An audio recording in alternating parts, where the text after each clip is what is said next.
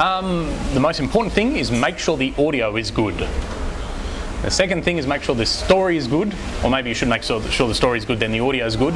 And then the other thing is make sure that there's not any extra rubbish that you don't really need in there. So cut that information out if you don't need it. I'm sure people will understand your story and they won't get bored. What's the hardest thing that you do as a professional video editor?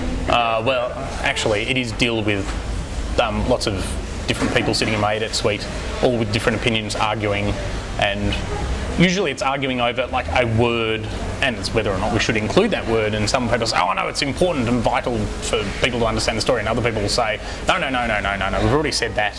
People will understand it." And sometimes the cutter outers are right, and sometimes the leave it in people are right, and that's always the hard thing. And you never know until you show people with a fresh perspective and see if they laugh or they understand or they cry or they get the reaction you want. What underlies the sense of excellence that you have for your work?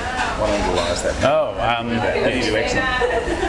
I don't know if I really have a sense of excellence. Sense of good, sense of pedantry, inbuilt pedantry. Attention to detail. I used to work as a graphic designer a lot, and we had a particularly draconian boss who would be able to spot a typo a mile off, and as a terrible speller I've always triple checked things. Eye for detail. I did lots of life drawing when I was at school, and I had again a very disciplinarian drawing teacher, and that taught me to focus on what I'm seeing. And the success of the Chaser, what do you think that's based on? I don't know, I think it's because